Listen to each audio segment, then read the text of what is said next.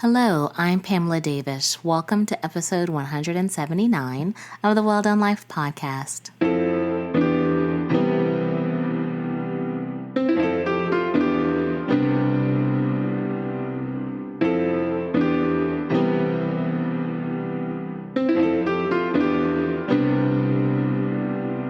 Hello, and welcome back to episode 179 of the Well Done Life podcast. I'm your host, Pamela Davis.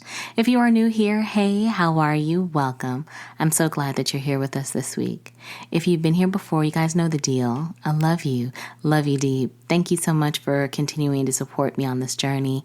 I wouldn't be here without you, so I'm very grateful. Before we get started with this week's episode, I want to be really foundational. If you've listened to me before, you guys probably could recite this with me, but I just really feel like it's important to make sure that I'm very clear about the safe space that we are creating. I treat this safe space like it's a house, and so it is really important to me to make sure that our foundation is built on two very important tenets, and that is clarity and love. Clarity is really straightforward. I just want to make sure that you understand that the Well Done Life brand is something that I created for women because I believe that women are the foundation of society. I really do feel like we need places and spaces where we can be our most authentic self, where we can cry, we can laugh, and we can inspire each other. And so I feel that hopefully by sharing my journey that you're inspired, as well as also spotlighting amazing women who are out here doing things in the world that are impactful to their communities and to the health and life of other women, that you will be inspired to share your story. I always feel like the greatest thing that we can do with our life is to share that life with someone else, because we are the opportunity to help someone avoid a pitfall. We are the opportunity to help someone seek courage within themselves when they're facing a tough situation. We are the thing that helps someone see that, you know what, I can achieve anything because my sister next to me achieved it. Yes, because even though we all come from different walks of life, different backgrounds and cultures, we are all still very similar in the fact that we are out here as women striving to do our very best to manage life and family and love and our own self so that we can be the best versions of ourselves that this world can offer and see. So that is why I created this brand, and I am so glad that you are here. And so then that leads me into my second tenet. It's my favorite tenet. You know, I say it before and I'll say it again. I am a sucker for love. I love love. I believe in love. And so it is really important for me that every week I show my love for you by sending you prayers. I'm a really big believer that when two or more people come together in prayer, great things happen. So I want to make sure that I share prayers with you. This week, you know, it's kind of different. I'm actually just coming back from therapy. Yes, I'm recording on Tuesday, February 13th at 8:54. And I just got back from therapy, grabbed a little dinner. And, you know, one of the things that really came up for me, and I think about it in reference to what I want to pray for you. I want to pray for you to have boundaries. Yes, I want you to know the power of boundaries, because let me tell you, having boundaries is giving me such a level of peace right now. Like, I have so many things going on, and we'll talk a little bit about it. But one thing that I have right now in the midst of all of this, because I have my boundaries, is peace. Because, you know, life is lifing. I have had many crazy little situations happen over the past week or two, and they haven't deterred me from doing what I needed to do. They kind of, no, I'm not going to say unsettled me, but they kind of brought me back a little bit to reality about how life still happens in the midst of it. But one thing I can say that I have been able to do this time differently than I've done before is I stood on my boundaries. I stood on business about me, y'all. And it feels so good. Like, I literally have peace in my heart and soul about how I handled some situations that were unsettling to me. And it feels good. And so I want you to have that same thing. I want you to have boundaries. I want you to stand on business about you. I want you to realize that sometimes it's okay to say no. It's okay to leave things unexplained. It is okay not to seek out why someone may be upset with you because of a no that you gave. It's not your place to carry that. You don't have to carry anything that does not belong to you. If someone has a concern, believe me, they'll come and talk to you about it. It's just the nature of life. But you'll be surprised. I got a text from someone tonight who I thought might have been upset with me because I said no, even though I didn't care that I said no. And I know that probably sounds crass, but I really mean that. And they were fine. They had moved on. I think people just have to sometimes hear no and to understand when certain requests just don't make sense. So you know what? I said what I had to say and I moved on and everything is cool. So I say that to you to say, stand on the boundaries that you need to place in your life. Everybody knows what areas of their life they need to work on boundaries. That's not my job to tell you because you already know. You just needed some confirmation. I hope that I can take this opportunity to send you a prayer for boundaries to be that confirmation that you need to realize that you need to stand on business about yourself, that people will survive when you tell them no, and that you will feel better for telling them no because you honored yourself. You didn't devalue your thoughts, your feelings, your finances, your time, your emotions to put someone else's priorities ahead of yours. And let me say that one more time. You did not devalue your time, your energy, your money, your person to put someone else's priorities ahead of your own. Your priorities matter. So I am sending you prayers of boundaries. And along that line, like I said, it's like boundaries have brought this whole new level of peace because y'all, I'm feeling really good. Like I'm sleeping good at night. And I want you to have that. Stand on the peace that your boundaries give you. Don't allow your mind to make you second guess. You know, it's easy to second guess because we just want to be so likable, so pleasing to other people. And no does not make you unlikable. No does not make you unpleasing. If it makes you unlikable or unpleasing to these people do not have your best interests at heart. They are more concerned about their interest and they probably need to move themselves out of your life anyway. And so that's why you have to focus on the fact that you are standing on business about you. You are claiming and walking in the peace that your boundaries give and bring to you. Don't ever sacrifice that again because your peace is too valuable. Your rest is too valuable. Your energy is too valuable. So stand on business about you. And I'm also sending you along that line a prayer of resources. You know, like I mentioned, I just came back from therapy and I'm not hiding it. I told you guys before I'm in therapy to help me address concerns that I have in reference to limits and being able to want to have an opportunity to be limitless. And so it just feels really good to be able to have that place. Not that I don't have a beautiful support system around me. I do. But I also know that I needed a place where you don't know my name and you just listen to my story and you give me insight objectively. Not that my friends aren't objective, but I know they don't play about me just like I don't play about them. So it's just nice to have this space where we can be just at peace and just have someone who wants to pour into you in a way to pull out of you the things that you need to think about. And so I want you to have someone in your life that is able to pull out the things in you that you need to think about. And maybe that doesn't look like therapy for you. And you know what? That's okay because therapy is not the route for everyone. But for me, it is. And for those of you that are questioning it or thinking about it, I hope that you will find an opportunity in yourself to pull the trigger because you would be very surprised about what you can uncover about yourself in those type of situations. And so I want you to have that opportunity to have that because one of the things that I have pulled out today is that, all this healing, it works. It's like all of a sudden I feel like I might be hitting a level where it's like, wow, all this work works. Like all these years in therapy, I knew it worked, but it really is working. And it's like every year as I get older, I continue to evolve. And I'm so grateful for that because that means that I'm still pliable. I'm still able to receive information. I'm still growing and expanding. And I love that for me. And I want that for everyone. Just be open. And like I said, be open to having somebody maybe help you pull out the things in you that need to be pulled because everybody has a story. Everybody has a journey. And everybody has to dig deep within themselves to find the greatest version of you because there's no experts in the game. No one's really an expert. You're the expert. It's just you have to dig deep inside of yourself and decide that you are going to believe and listen to the gifting that has been put inside of you. And sometimes that can be cultivated through therapy or someone who is able to pull out of you what needs to be pulled out. So I hope that you have someone in your life who can be that for you. Because in these times, as we are starting to live these level of lives that we are living, we need that. We have to dig a little deeper because all the answers to the questions that you have are locked inside of you, and they're just waiting for you to pull them out. So I hope you have that this week. And then also kind of rounding it out, of course, I always pray for abundance for y'all. I want everybody to be abundant financially and abundant spiritually, because it is so important that obviously you are pouring into yourself, not just material things, but pouring in moments and feelings that help kind of cultivate your soul. But I'm also praying that you are surrounded in love. I believe in love, and I want you to feel love from the top of your head to the bottom of your feet. This is the week of love, or commercialized love, depending, I guess, on how you feel with Valentine's Day.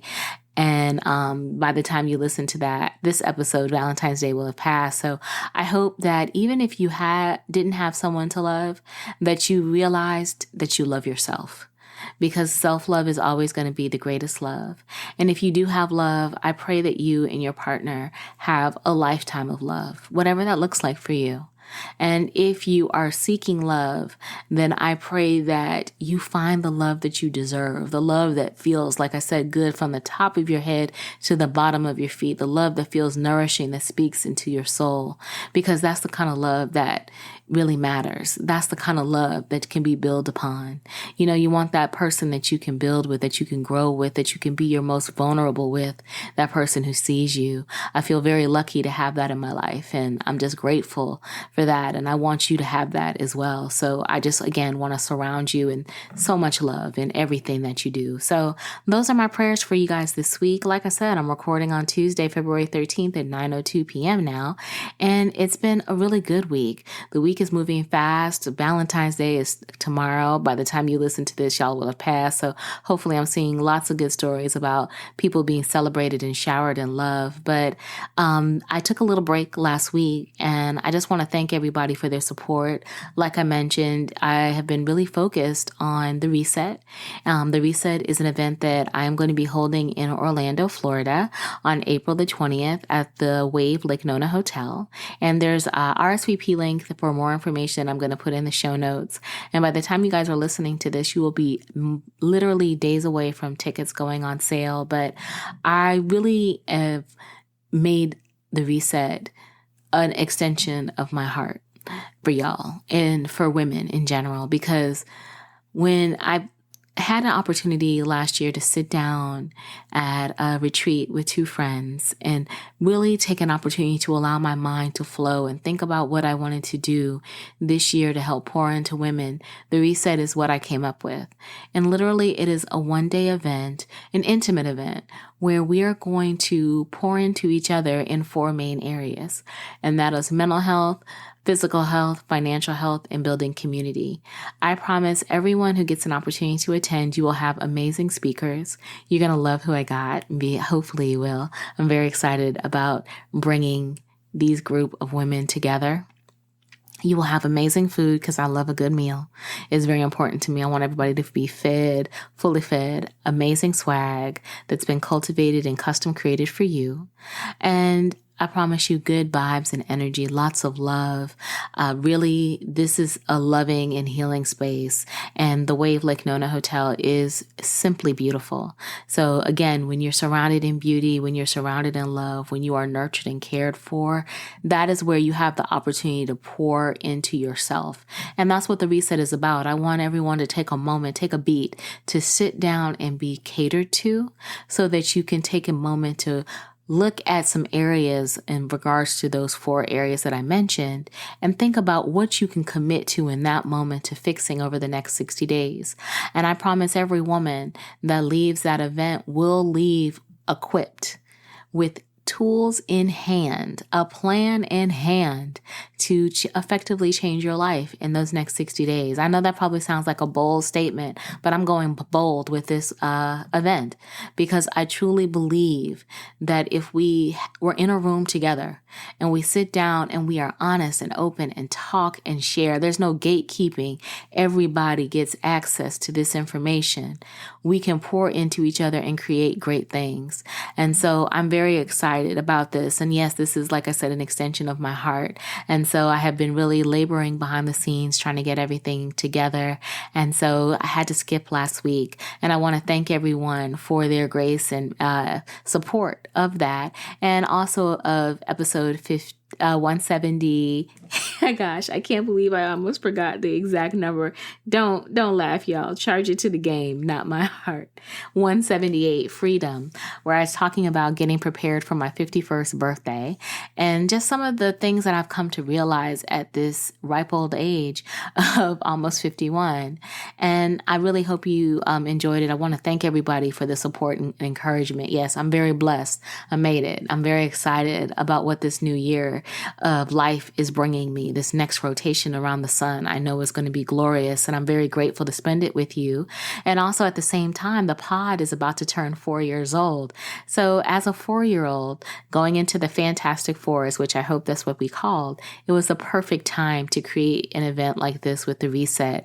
And so I hope you will get a chance to celebrate with me. Like I mentioned, tickets are going to go on sale very soon, but right now there is an RSVP list available where you can sign up for more information. I will make sure that I include it in the show notes. I really hope that some of you can come.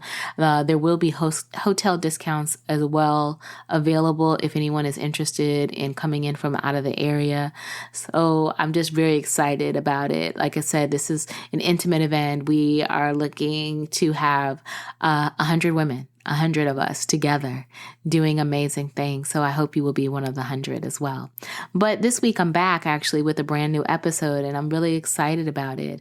I had an opportunity to have a very eye-opening conversation because kind of like what I was talking about in my prayers, sometimes you just need someone who can pull the story out of you, who can help you see the things within yourself that you need to look at and talk about. This is a perfect alignment with my guest, Kennisha Griffin.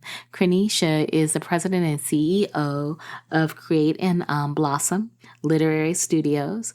And we had a conversation about pulling out the story and how she pulls out the story in people and how that's impacted her and how telling her story has been healing for her. So I'm very excited to welcome her to the guest, welcome her to the pod, and I hope that you will enjoy her. So if you need a cup of water, glass of wine, cup of tea, whatever floats your boat, go ahead and grab that now. And then Kennisha will be with you in 5, 4, 3, 2, 1.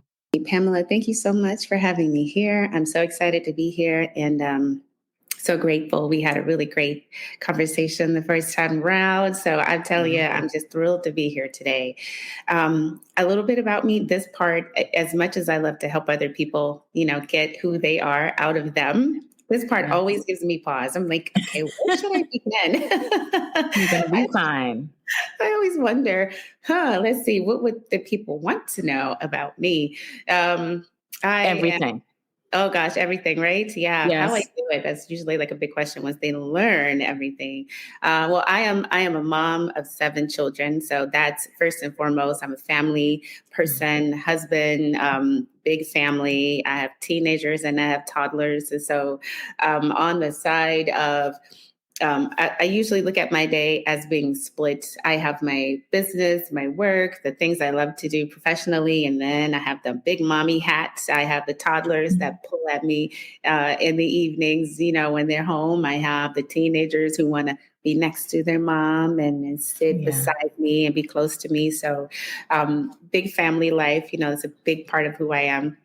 But I also just have the honor and the privilege of helping lots of people tell their stories. And that's something that I think I've always had a curiosity about stories, but now I'm just grateful that I can be at a place where I get to help other people do that and do it with purpose in mind. So through my company, Create and Blossom Studios, I get to do that. And we do lots of different books. We help with book writing and book production, but we do have a big focus on storytelling, which is something I love. So, well, I love it too, because that was one of the things that really motivated me to want to talk to you, because it's funny. I feel like, especially as we start to heal and grow in our journeys, you really recognize that everybody has a story.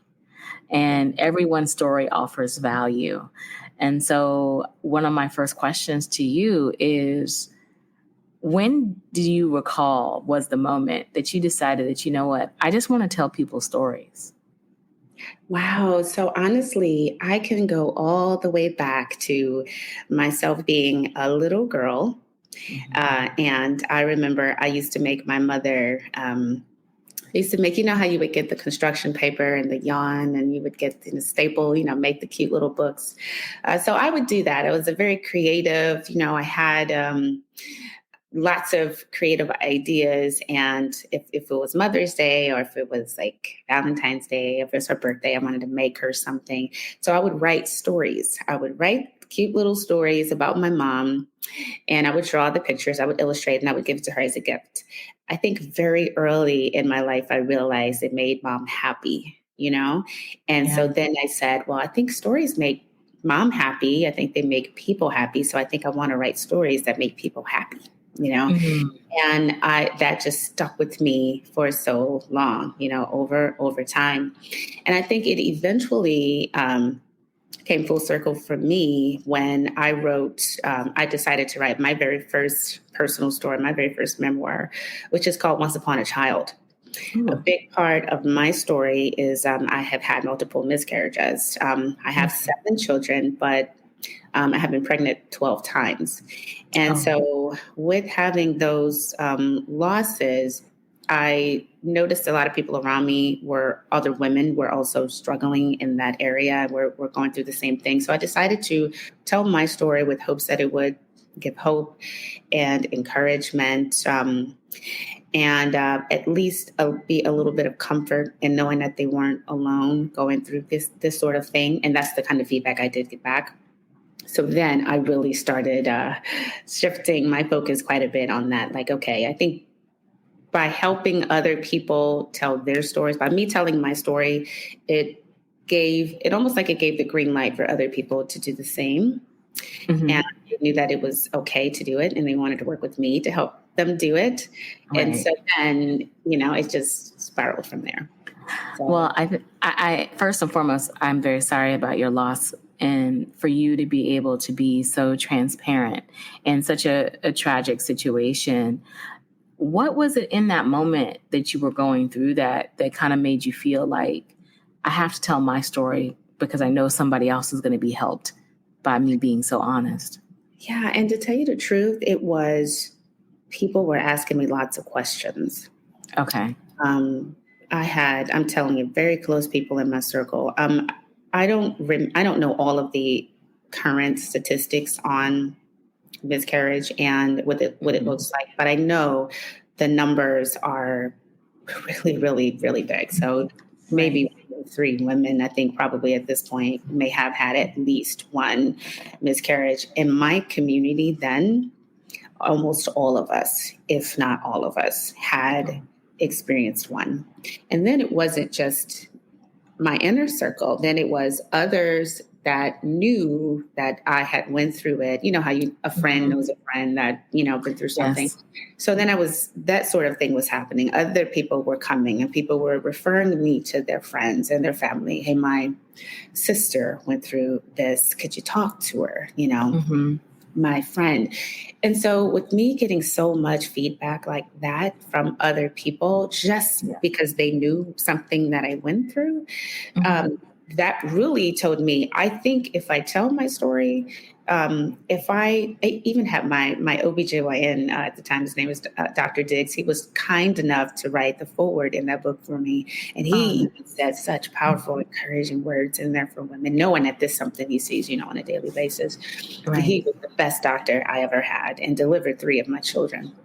But it was the women that were trusting enough to want to talk to me that made me think, if I tell my story and I have it in a book, and not just my story, but maybe if I can encourage you to hold on, if I could offer a little bit of faith, a little bit of hope in your journey. You know, I don't have the answers. I wish I did. I wanted to have the answers for them, all of them, you know, right. But if I could at least be a source of comfort through my words, And I would love to do that. And so, yeah, I just chose to tell mine in a book, and I did really get some sweet feedback, and I'm glad it helped a lot of people. I'm sure, because I think that's such a very brave thing to be able to do, to be able to share yourself like that. Do you feel that in that situation that there was any healing for you as a part of your journey from being able to be so open? Absolutely. Yes. Writing is such a release. It opens your understanding, I think, too, of certain things as you process. Yeah, there's so many benefits of that. I noticed it immediately in myself, which is one reason I wanted to make it, I wanted to provide a way for other people who wanted to tell their stories, for me to help them do the same. So as I sit and have meetings with veterans who are telling their story about combat, or first responders, or people that have gone through horrific things in their lives, Right. sometimes they'll say, Kennisha, I feel like I'm in a therapy session. I feel like I am, and I need this moment. I needed this, or sometimes we're both grabbing Kleenex, and and I just can sit with them as they process these things, and, and be available to them. But yeah, it's definitely, it takes bravery. You said the word brave, and it most definitely takes that. Lots of courage to be able to tell your story. But it is a benefit most definitely for yourself, and then of course for your readers. Yeah. And I think that, like you said, it's just being able to have that vulnerability, being able to see that you can be that inspiring, pull people in with you.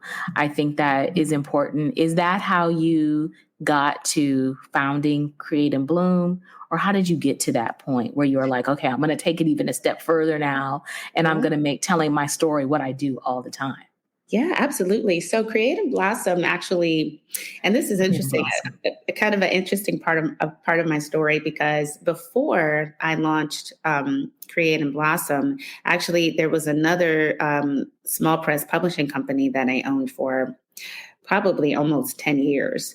And we published a lot of books. We certainly had the memoirs and autobiographies, lots of people, but we also did lots of children's books and devotionals and novels. We had just a variety of different book types, that we were publishing, and we were handling everything in publishing. Well, my life changed. I went through some personal changes, in my life. Ended up relocating from the Dallas-Fort Worth area to Central Texas, which is where I am now, and took kind of a mini break. I'll be super transparent with you. Going through divorce is hard. Yeah. And sometimes you need to take a minute back. I actually was at the place where I didn't think I would come back to books again. I thought I kind of had my season. Okay. Great. I published a couple hundred books. We're good. I helped people jumpstart their careers. And I thought that was it. So in my mind but I was also still hurting. I was also still wrestling, trying to re-identify, trying to understand myself again, and going through that phase of life. But I couldn't run for too long. I had a good friend of mine say, Kennisha, this is your gift. This is what you're called to do. Right. You won't be able to escape it. You can try to run if you like, but more than likely you're going to come back to it. Just watch. I was like, oh, sure. I maybe, I don't know. Right. But he was right. He was right. I could not. I had people suddenly pop up out of nowhere. Hey, I have a book. I heard you're the person I need to talk to. I had enough of those people who found me in my new location. And they were like, look, I need you to come back, get into your purpose and help me. Yes. I had one of my longtime writers. I tell you, this made me laugh so hard. He said, he's an older gentleman, and he said, I was just sitting back waiting. I was like, I know she's coming back, but listen, I'm not going to work with nobody else until you come back. And since I did, we certainly have did his first children's book together, and have a few more, that we're going to partner with together again. But I definitely believe that. I needed a break. I certainly believe, and sometimes you do need to step back. Sometimes you do need to just gain your composure, take a break, a mental break for yourself, regroup, right? But when I came back, I knew that I was in and back, because I was like, all right, now I'm back in the game. This is what I'm meant to do. Nothing else is going to work for me because this is what I'm called to do. So I'm just going to walk forward and then more confidently.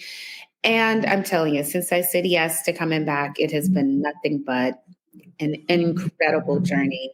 I am telling incredible journey. So I'm so glad. Wow. I'm so excited. And I'm so glad that you stepped into it, because Create and Blossom seems like it is your purpose. And that is a powerful thing, to be able to know that your purpose is to tell other people's stories. So when you're telling other people's stories, what is one thing that you feel is key that people be ready to do when it's time to tell their story? Yeah. I always tell people, just one, take your time. I want you to not feel pressured or stressed, because when it comes to writing a book, especially if you want to tell your story in a book, it's a lot of people immediately apply lots of pressure, to themselves. Story has to be perfect. Your story has to be, as you're writing it, it just has to be this perfect way when I get it, and a lot of people I work with wouldn't call themselves writers, I would say, haven't practiced any kind of writing online, not even a blog post, magazine article, like none at all, maybe college papers, but that's probably the extent of it. And that was probably years ago if they did that, So I don't get a lot of people that put it into practice on a daily basis. And so they worry a lot of times about that. And then, and honestly, there's a list of worries and concerns that they usually come with, should I tell all of it? What part of it should I tell?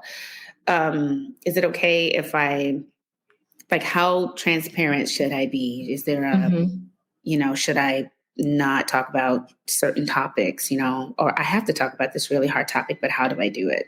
Like they come with a lot of concerns. And my very first thing is let's take a deep breath. Let's not worry. Let's not be too concerned about it. Let's just take it one paragraph at a time.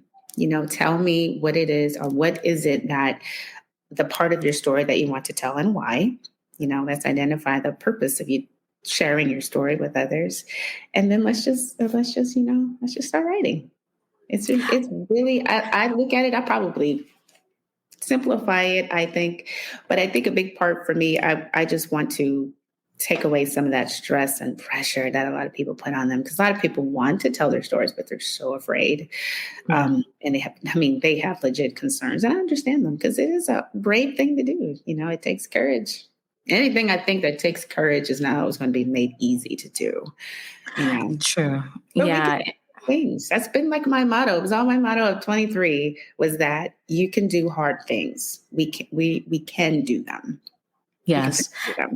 And I like that you said that, because I think a lot of times people feel that you writing your story is not as hard as telling your story, but you're telling your story through words. I mean, there's nothing to look at that can distract you from words. It's true. Yeah. You're naked and you're vulnerable. And so how do you support the people that you're working with in that point? Because I know I would be petrified. I think about it as you're talking to me, and I'm just like, I don't know if I would be ready, because that is such a opening. It is. Yeah. And I think I understand that. And I think I personally understand that, because I remember walking through that process myself. So I think maybe I needed to tell a really difficult story of mine first. I think that's the way that God intended it. Write yours, walk through this process so you'll know when it's time to work with other people, what they're feeling, and can support them in that. So I'm telling you, I can tell you some stories, some situations that are just earth-shattering, heartbreaking, that people have had to endure, that I was able to walk beside them to help them pull out. And so I tend to look at it very carefully with them. Mm-hmm. I want to be a listening ear. I want to be a support system for you. I Right. want to be your friend. I want to be your guide too, right? So Mm-hmm. I'm your friend. I'm your person. I'm here for you. I'm your support. But then I'm also your guide. I'm also your editor. I'm a writer, so I have to help guide your work. I have to help you tell it correctly or in a way that you want to best communicate your story. And that's really the way that I look at it. And it's so different for different people. That Yeah. might Yeah. look very differently for, yeah. So it's not just like a one formula that just works, for everyone. I'm so careful. It's Mm-hmm. much like a counselor that has to sit and, help Right. try and unpack, some difficult things. And you might have a plan that you might identify that could work in recovery, with that person's recovery.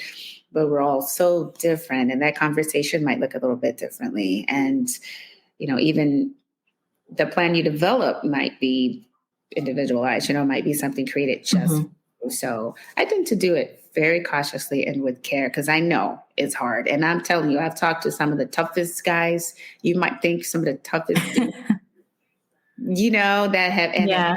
it's really soft conversations with some guys that probably have Yeah. done some unbelievable things to protect this country. Yet you see that vulnerability there because Yeah. telling the story it's not easy. No, I could imagine because, I mean, you're just so exposed. And so hearing all of that, hearing all of that emotion, hearing all of those feelings, making it your job to pull out of people. How do you pour into you? Ooh. That's a good question. I think I'm still learning how to do that. To be really Mm-hmm. honest with you, I think there are definitely some times that because I'm also a very compassionate Mm-hmm. person.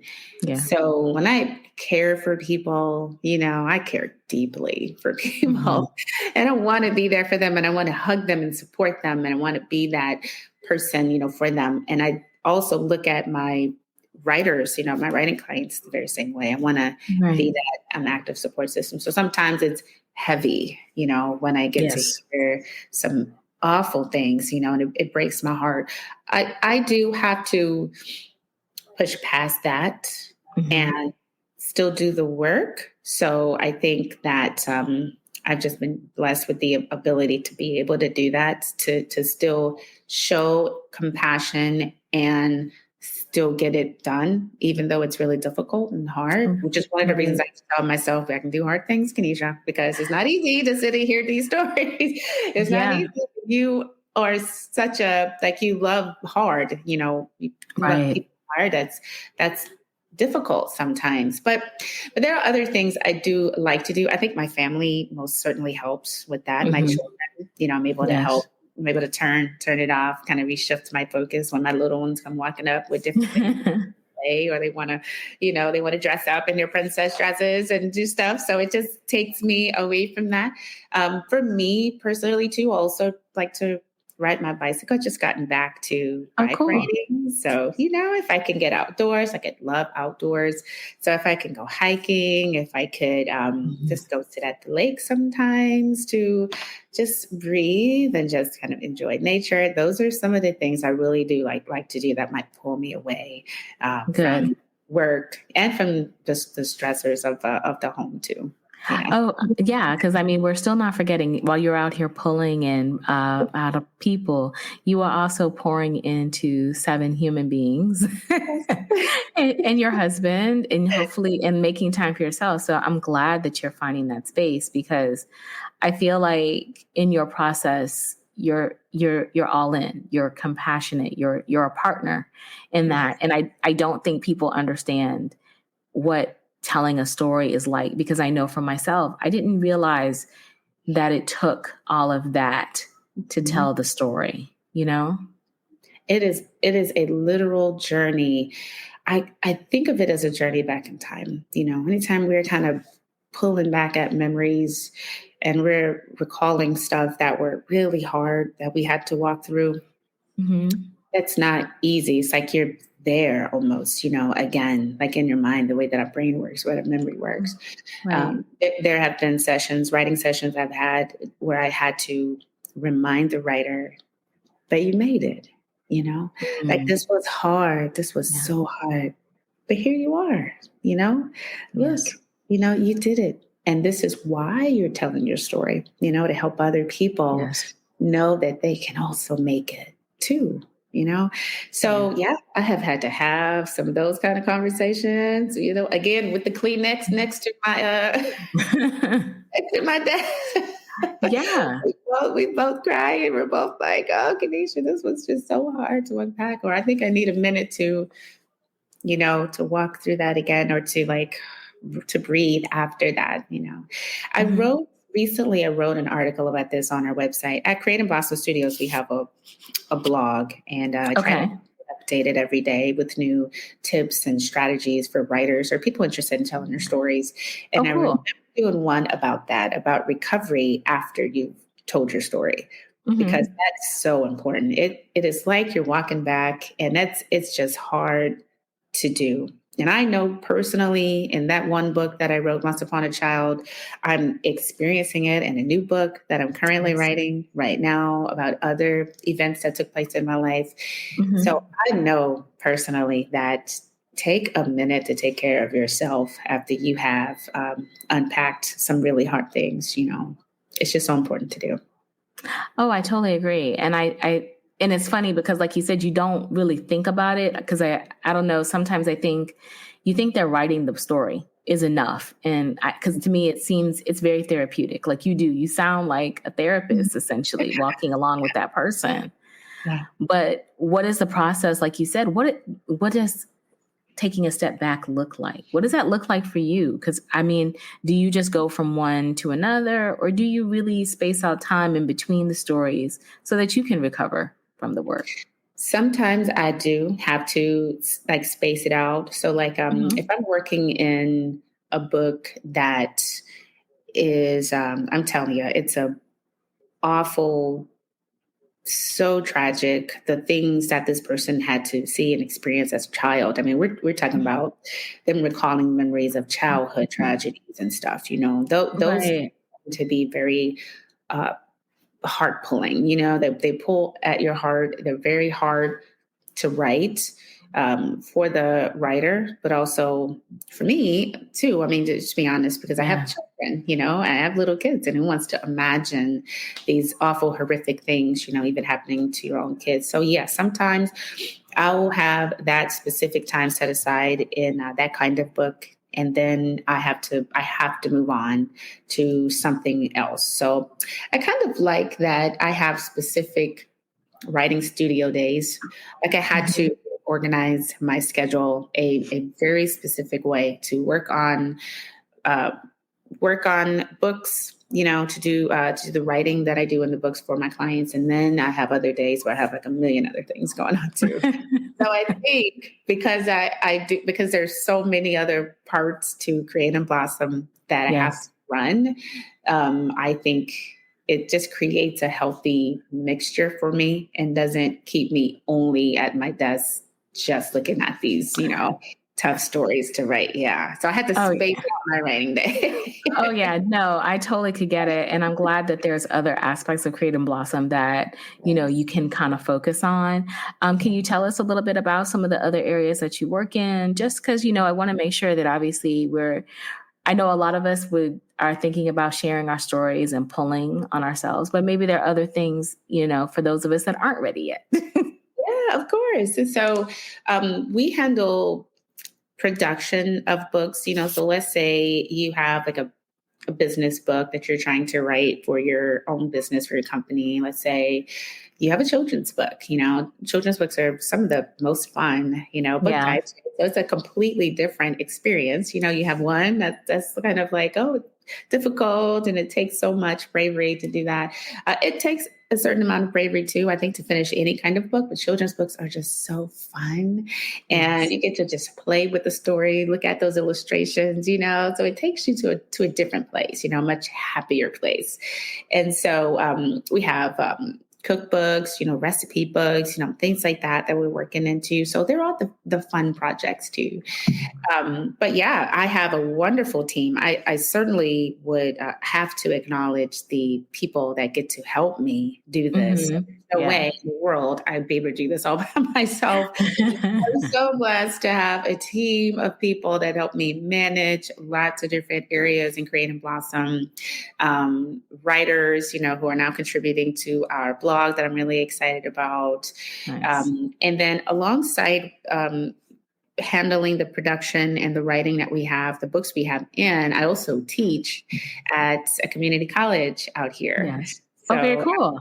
Yeah, so I was super excited to become an adjunct instructor at McLennan Community College out here in Waco. I love it so much. I have my new courses are coming up this spring. So when I'm not working on writing and production and all the things it takes, and I'm teaching other people how to do it in a class. So I love it. And I truly do I feel like I come to life when I am in class, because then they get to see me all excited and, really thrilled, because I love what I do, but I love to teach other people how to do it too. Yeah. So yeah, I get to do that, and I'm so blessed. I was just today, I made a small little video on my Instagram page and was thinking, I heard someone else say this, and I don't recall who it was, but that looking at it from a different perspective, as to say we get to do what we do, just really creates a different outlook on your day, even if you start off with a rough day or whatever. Yep. But I get to do what I do, and I love it, and I love to teach it, but I love to do it. And I'm super blessed because of it. I'm so excited because to me, I wish everybody could kind of see your face, but the way that you talk about Create and Blossom, the way that you talk about pulling people's stories together and putting other books and stuff together, you're so passionate about teaching. You can tell that this is something that you love from the inside out, from your soul out. Yes. And so that's a beautiful thing. When you're teaching, what is the one thing that you are really adamant that your students must learn about the process from you? Yeah. Oh, wow. That's a great question, because there's so many things. I try not to overwhelm them with so much. I always feel okay, I have notes already typed out, for everyone, handouts for everyone in my class, but feel free to take notes. I have extra lines because there's so much I want you to get. Oh, wow. But one of the main takeaways, is really to I would say, man, give yourself grace throughout the process, and enjoy the process. It's hard to be trusting, I think, too, when it comes to a book that you want to write and publish. I think people also have lots of fears and concerns. I talk so much, I think, about almost like the psychology of writing and publishing, because usually I do hear a lot of concerns and fears immediately. When people schedule a free consult with me, immediately, all right, let me tell you all the fears I have about this whole thing. Let me tell you what I'm mostly concerned about, and whether people choose to work with me or not is, to me, I just want you to be brave and take the step and trust that your book can be published, your dream can come true, and you can have a very successful career as an author, that can happen for you, and I want people to see it. I want you to visualize it, and I want you to believe it, that this is possible for you. And I really believe that once people believe that, that then they'll take every step required to do it. But you have to believe it, first before, because if you don't, then you're going to let all the fears in the world stop you.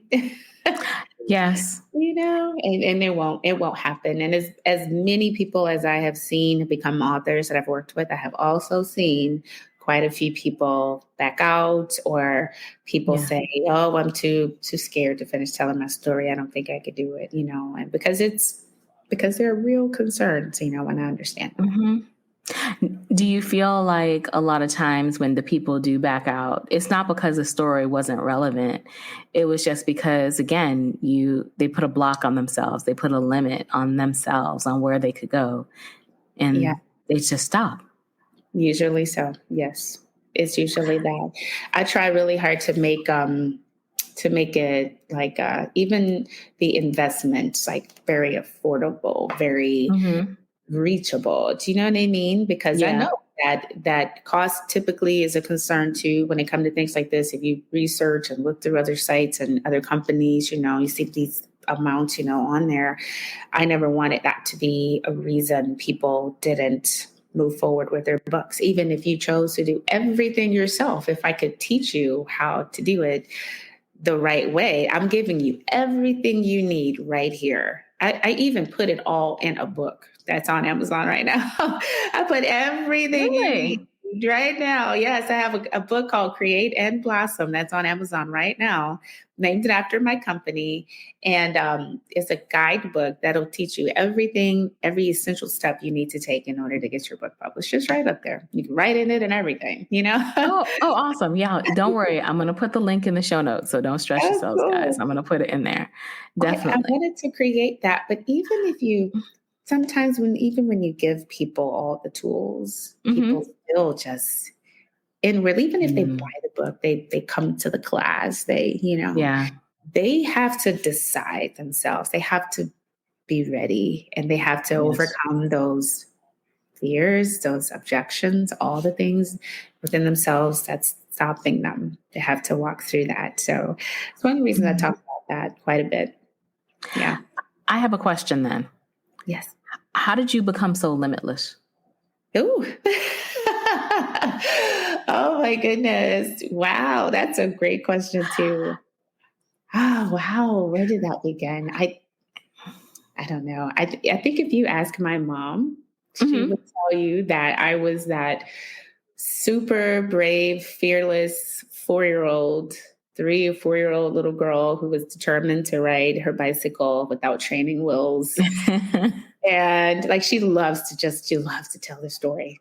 That's Kennisha. She's that strong-willed, really determined. No one's gonna get in her way. She's unstoppable. You can't tell her no. She's gonna figure it out and she's gonna do it. I don't know. I do know that there were things though in my life that try to break that from me. Yes. And I recognized that and had to fight to, I think, remain fearless. Okay. Yeah, there were definitely things in my life that tried to take that away. And the reason, and not to interrupt you, I was going to say, because the reason I asked you about that is because that is something that I'm working on. And it's been pulling in my spirit about being limitless. I'm actually back in therapy to work on the limits that I place on myself because I want to be limitless. So I admire the fact that from 4 years old, you've always been limitless. And even though life came at you, because life is going to life. I mean, let's keep it a buck. Like you were saying, it's going to life. Yeah. That you still stayed limitless. So I'm sorry, because I think that's where I interrupted you. How did you navigate that to stay the way that you are now? I think, number one, I had to trust that God has a plan. I think my faith ended up being a big, big, big part of my journey. And I think early on, too, when I realized that God has a plan for us all, that from the beginning of time, I just heard someone mention the scripture about He knows every hair on our head. And He knows us by name. Before I formed you in the womb, I knew you. God knows us and knows us so personally and has a plan and a path created for us. And I think one of my prayers ever since I came to faith was, God, I want to do what you want me to do. whatever that is, whatever that looks like. That became my prayer. It became my honest prayer. And I think eventually that was just kind of revealed, over time. And then I think too, and this even today, I still hold on to that. It doesn't really matter what challenges I face, what obstacles that I wrestle with. He's here, and he'll equip you with the strength to get past them, to overcome them. There are times when he's most certainly fighting the battle, and I need to be still. I need to not worry. I need to just pray and trust.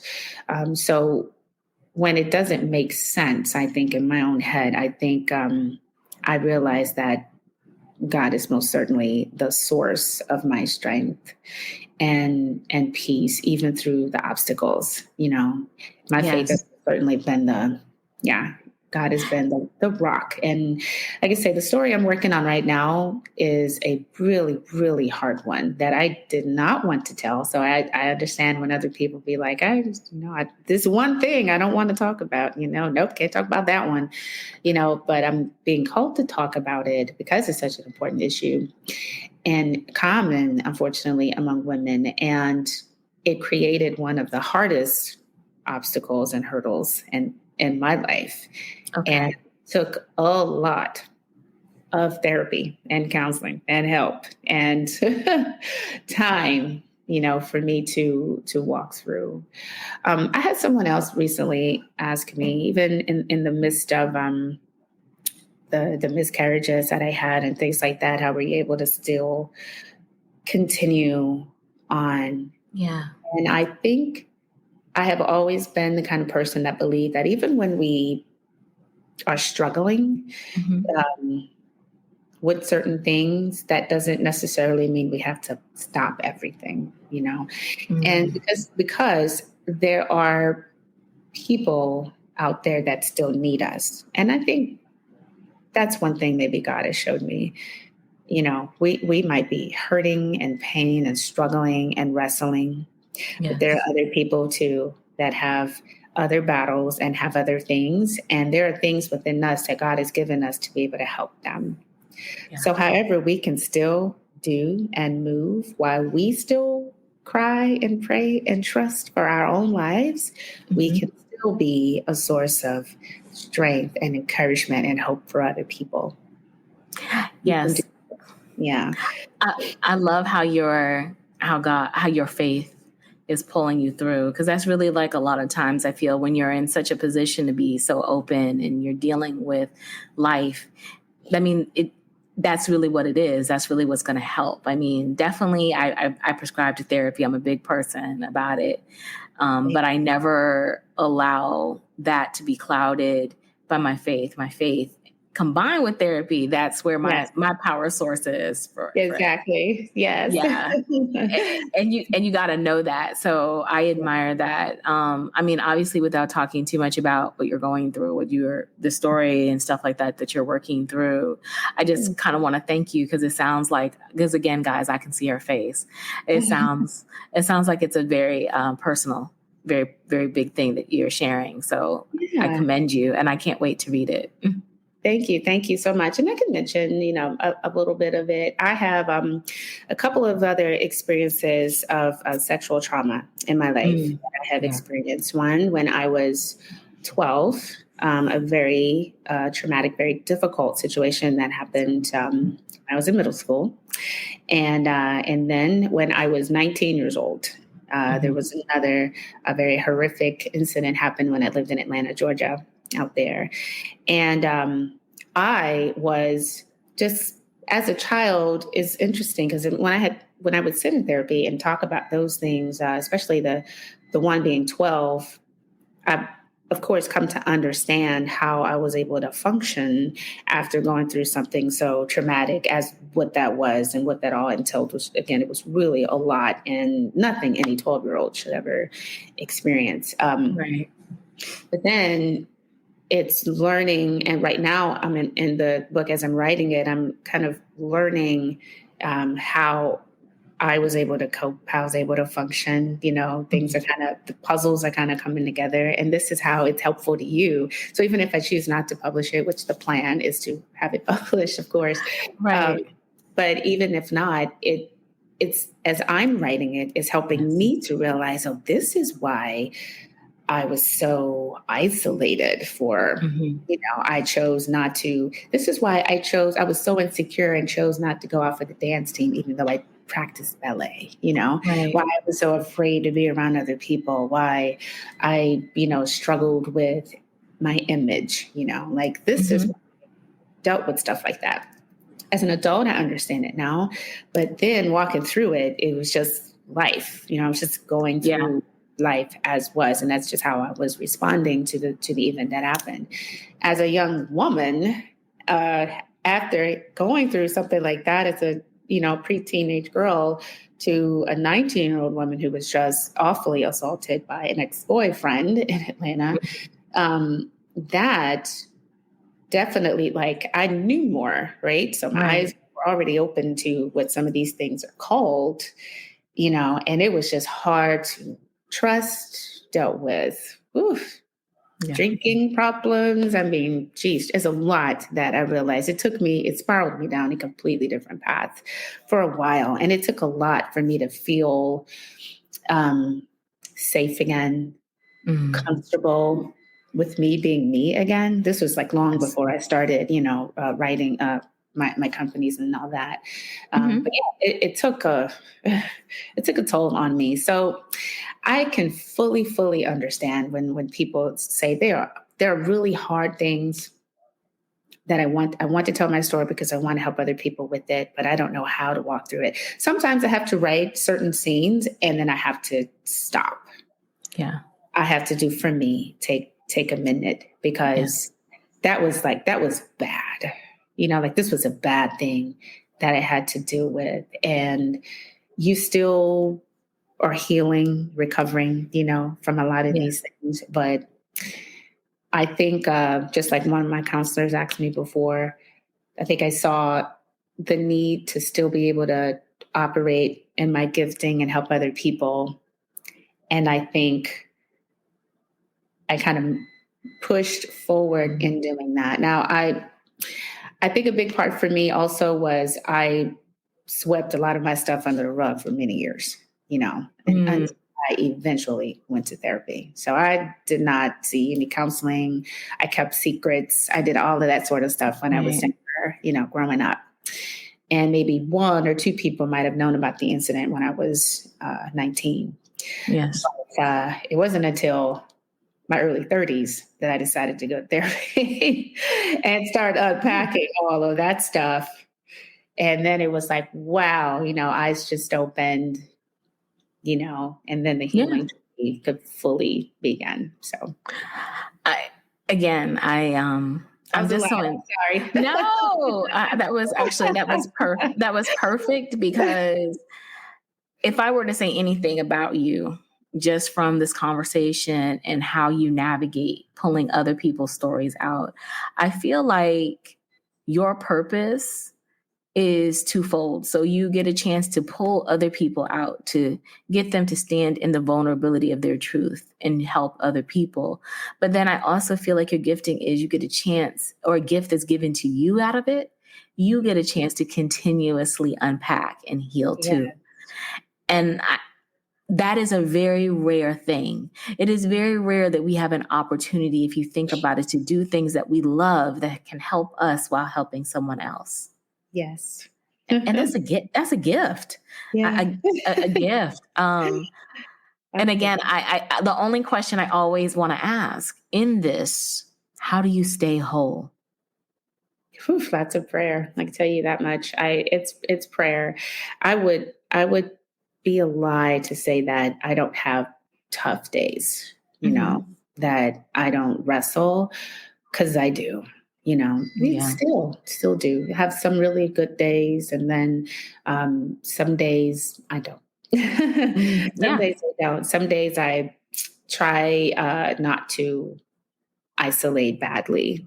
And some days I need the community, but I pray, and I'll get like random calls and check-ins, from friends. Yep. Hey, I was thinking about you, on times when I know that I'm feeling lonely or I am just hurting from certain things. I'll get the random calls. And I think God shows me in the cutest, little, smallest ways that He's still with me, and I'm not alone. And then He'll show that by the random texts, the random messages. You were on my mind, thinking about you, praying for you, hey, let's Yeah. have lunch, randomly when I'm usually like, we're all so busy. Everyone's so busy with life, So on a specific day when I've got 5 people who don't know each other randomly messaging me, I should probably pay attention to that. It's probably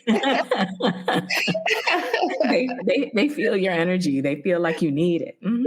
I'm like, okay, I'm not alone. I'm so glad that touched my heart. It reminds me that I don't walk through life by myself, So yes.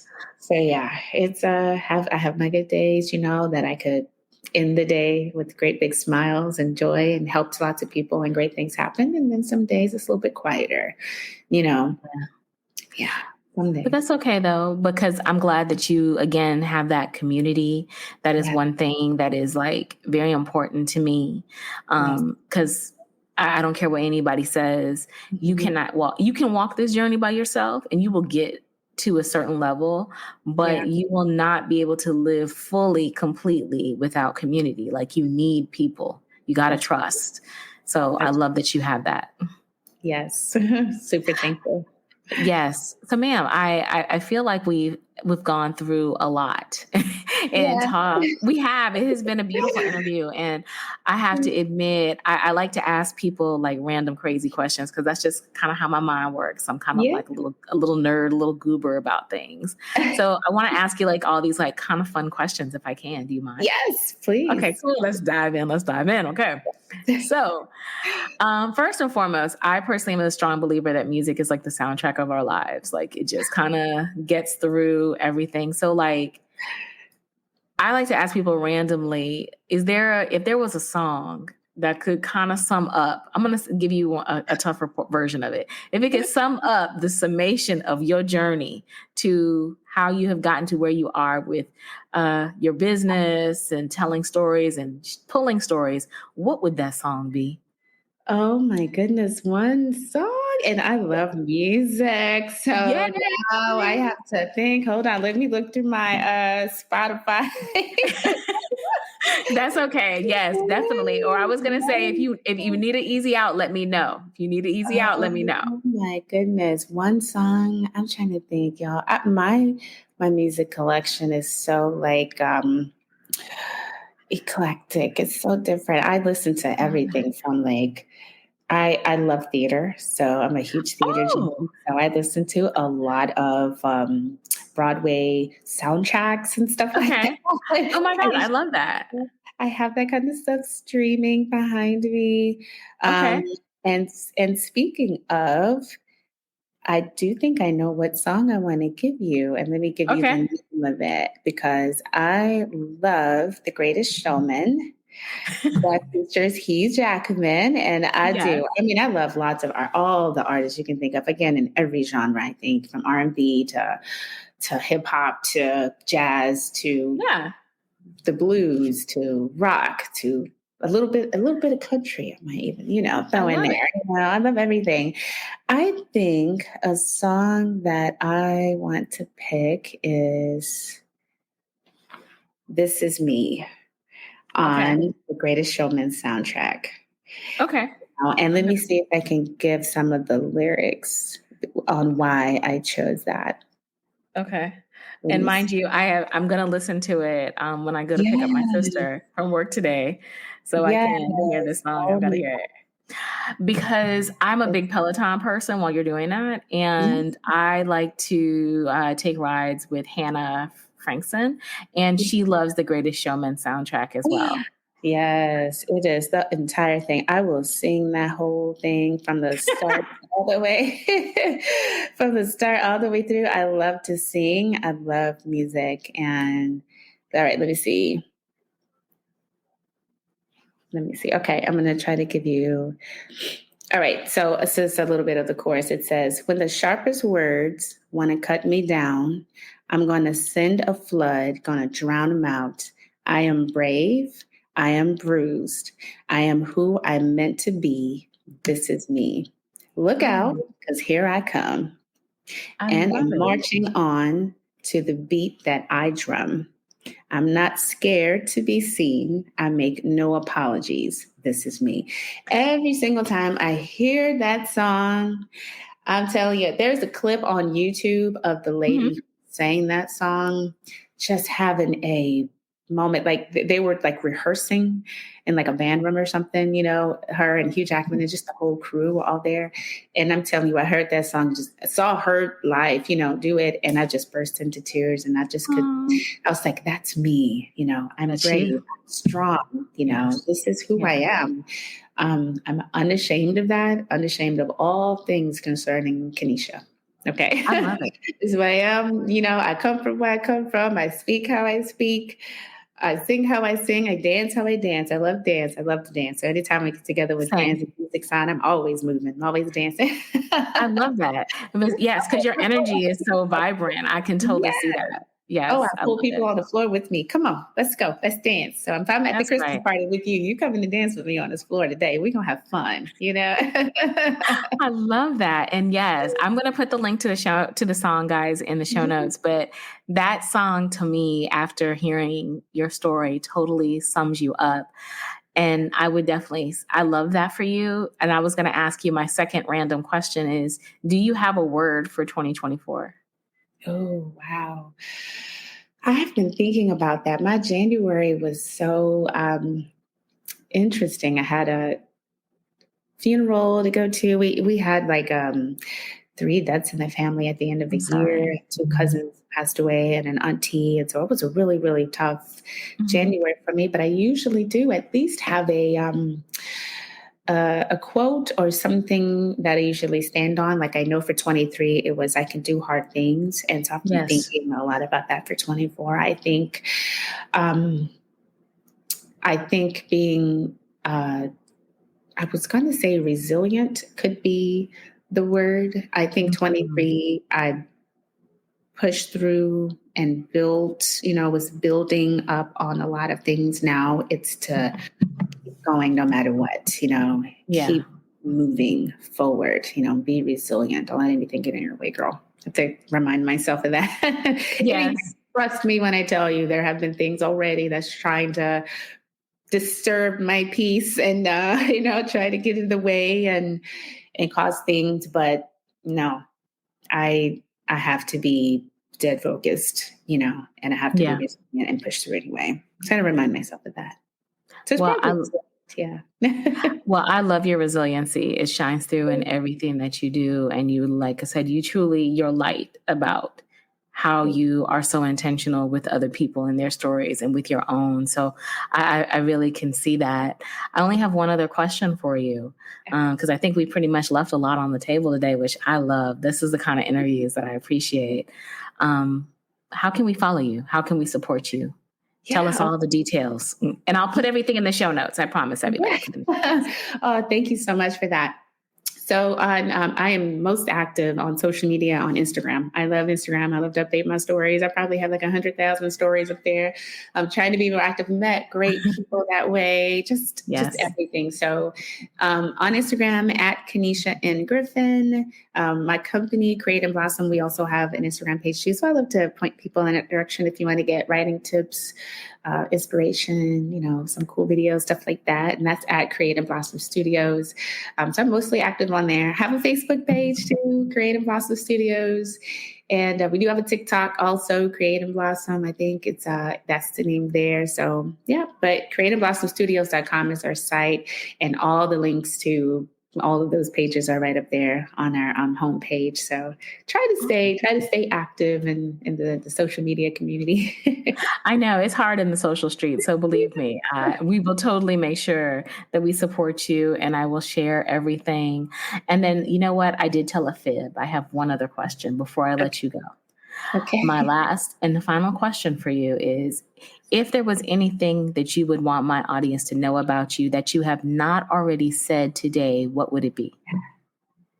I would say that you are so unique and special and wonderful and lovely and beautiful, and that God has something remarkable just for you to do, but also for you to receive, like both.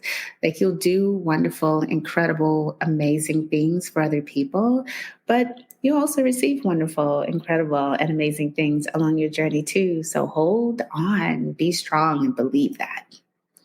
Oh, thank you. I know I received that, and I am sure other people will as well, because we need those reminders, and we need to show that there are people out here who see you for who you are and want the best for you without any preconceived notions. So thank you for being a light. I appreciate that, Kennisha. Thank you. This was awesome. Yes, this was so much fun. So guys, I really don't feel like there's anything else to say except for that I want you to have an amazing rest of the weekend and enjoy. I'll be back with another episode next week, but I really want to thank you, Kennisha, for taking this time out of your schedule and sitting down and talking with me and sharing yourself with my audience. We will definitely be supporting and sharing. When I'm ready to pull my story out, I want you to pull my story out. I am here for you. I do. I totally do. After all this, I'm like, I already know she's the one who can pull me. So I'm thankful. We'll talk about that offline. But for everybody else, when you're ready to pull your story out, you now have a resource who can help pull it out as well. So have a great rest of the weekend. I'll be back next week, like I mentioned, with a new episode, and take care of yourselves and each other. And we'll talk soon. Bye-bye.